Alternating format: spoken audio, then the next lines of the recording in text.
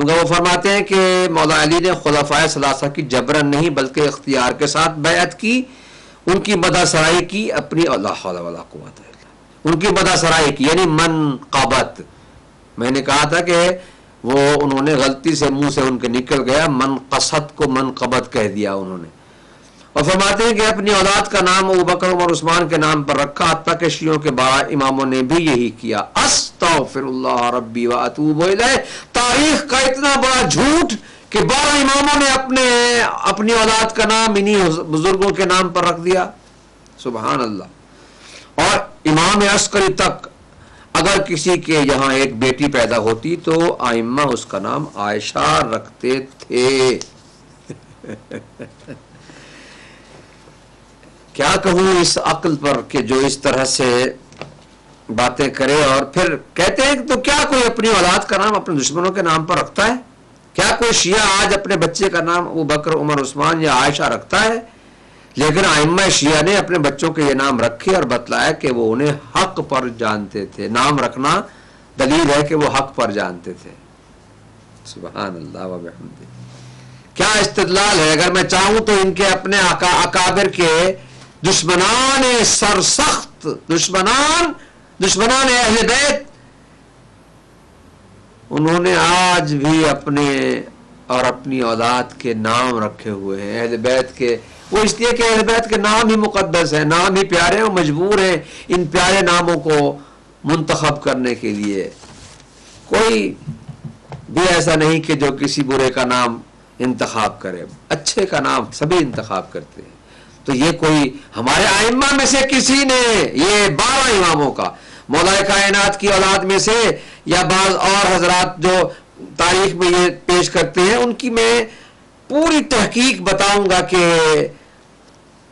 مولا کائنات نے اپنی اولاد کے نام کیا رکھے اور ان حضرات نے انہیں کن ناموں سے مشہور کر دیا. یہ میں بیان کروں گا. اور پھر ہمارے اکثر مورخین اس بحث میں پڑے بغیر کہتے ہیں یہ بھی کوئی بحث ہے، بچوں والی بحث ہے کہ ہم ناموں کی طرف اتنا جائیں کہ بس اصول دین بھی یہی ہے اور نہ دین کی عمارت گر جائے گی. ایسی بات نہیں ہے. دین کی عمارت ناموں رکھنے سے نہ بنتی ہے نہ گرتی ہے. نام اصل ایک پہچان ہوتی ہے ایک شخص کی دوسرے شخص سے. اصل کام ہے، اصل کردار ہے، اصل عمل ہے، اصل سیرت ہے. لہذا اس کو دیکھا جائے. یہ کیا ہوا کہ نام ہوا، نام پر اتنی بحث کر رہے ہیں کہ جی ائمہ نے نام رکھے ہیں. نام پہلی بات تو یہ کہ 12 اماموں کا، پھر امام عسکری تک کا نام لے لیا. استغفر اللہ ربی واتوب الیہ. اتنے بڑے جھوٹ سے میں خدا کی پناہ چاہتا ہوں. لعنت اللہ علی الکاذبین. اور پھر میں اس کو بعد میں بیان کروں گا. میں معذرت چاہتا ہوں اپنے ناظرین کرام سے کہ میں خطبہ شقشقیہ کے الفاظ پڑھ کر ان الفاظ کی تلاوت کا شرف حاصل کر کے کہ جن میں مولا نے بقول بعض مفکروں کے جو اپنے آپ کو مفکر فرماتے ہیں ان کے بقول، یا ہمارے سابق محترم رضوان اللہ تعالی رضی اللہ تعالی عنہ کے بقول کہ انہوں نے بڑی محبت کرتے تھے اور ان کی یاد میں روتے تھے مولا کائنات. میں کہتا ہوں مولا کائنات اگر روتے بھی تھے تو وہ اس لیے روتے تھے کہ ان لوگوں نے کیا کیا، یہ کیا کرنے آئے تھے، انہوں نے کیا کیا اور کس طرح سے دین کی خلاف ورزی کی. وہ حدیث پھر کل پڑھوں گا، کوئی بات نہیں، اب وقت نہیں ہے. کہ جو اصحاب کے متعلق مولا کائنات روتے تھے اور جو پیغمبر اکرم نے فرمایا کہ قیامت کے دن جب مجھ سے پوچھا جائے گا اور اصحاب آئیں گے اور میں کہوں گا اصحابی اصحابی تو کیا جواب آئے گا وہ میں پہلے پیش کر چکا ہوں، پھر کل بیان کروں گا. شقیہ کو سنیے. اللہ اکبر. مولا کائنات امیر المومنین باب مدینۃ العلم، باب دار الحکمہ کیا ارشاد فرماتے ہیں. میں کل کہاں تک پہنچا تھا؟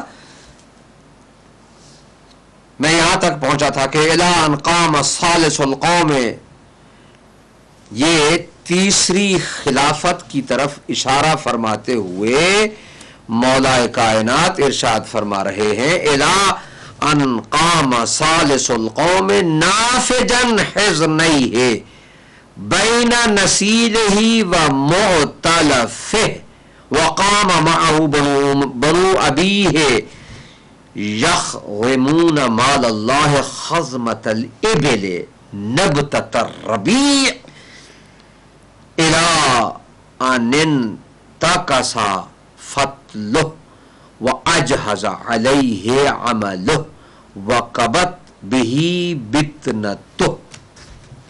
اس کی میں آگے بیان کرتا ہوں.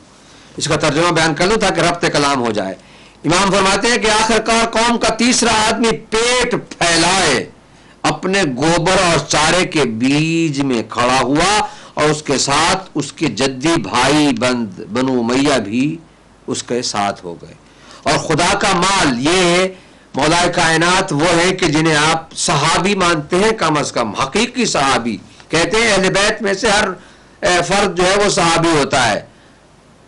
صحابی اہل بیت نہیں ہوتے بقول آپ کے.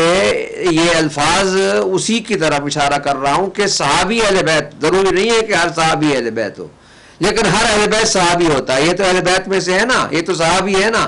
اور آپ کے عقیدے کے مطابق کہ صحابی تو غلط بات کر ہی نہیں سکتا ہے. اور پھر مولا علی اللہ اکبر دروازہ شہر علم، وہ فرماتے ہیں کہ خدا کا مال اس طرح اپنے تصرف میں لانے لگے جس طرح اونٹ موسم بہار کی گھاس صاف کر دیتا ہے، یہاں تک کہ اس کی رسی کے بل بھی نکل گئے اور اس کا کام بھاری ہو گیا. اور بسیار خوری، بہت کھانے کی وجہ سے بسیار خوری کے باعث منہ کے بل گر پڑا. بڑی محبت تھی ایک دوسرے سے نا، تبھی تو یہ منقبت بیان فرما رہے ہیں. اور یہ مولا کائنات قربان جائیں آپ کی فصاحت بیان پر. مولا اس کے بعد کیا فرماتے ہیں؟ مولا ارشاد فرماتے ہیں کہ یہ خطبہ شقشقیہ اسی نہج البلاغہ میں ہے جس کی سند پر ہمارے سابق محترم رضی اللہ عنہ نے بڑی تاکید کی ہے کہ نہیں نہیں نہیں نہیں یہ کتاب جو ہے اس کی سند کوئی نہیں ہے. بھائی جس کی سند نہیں ہے تم اس کو اپنے حق میں استدلال کے لیے کیوں پیش کرتے ہو، جبکہ اس کی سند آپ کے اپنے بزرگوں نے لکھی ہے. مصر کے بڑے بڑے علماء نے خطبہ شقشقیہ پر بحث کی ہے اور اس کی شرح لکھی ہے. نہج البلاغہ کی شرح کس نے لکھی ہے؟ یہ غلط کتاب کی شرح لکھنے لگ گئے. یہ مولا علی کی طرف منسوب ایسی کتاب کی شرح لکھنے لگ گئے جو حقیقت میں تھی نہیں. میرے خیال میں آپ حضرات جب کسی کی محبت میں اسیر ہو جائیں، ویسے بھی بات درست ہے کہ کسی گمراہ کی محبت میں اسیر ہونے والا بھی گمراہی میں اتنا آگے چلا جاتا ہے کہ پھر اسے حق دکھائی ہی نہیں دیتا ہے. یہ بیچارے، میں سمجھتا ہوں کہ یہ اگر میں انہیں قصوروار نہ بھی کہوں تو یہ مستضعف ایسے ہیں کہ جن پر رحم آتا ہے کہ اس ترقی یافتہ دور میں دنیا کہاں سے کہاں پہنچ چکی ہے اور یہ ابھی تک الفاظ کی بحث میں پڑے ہوئے ہیں.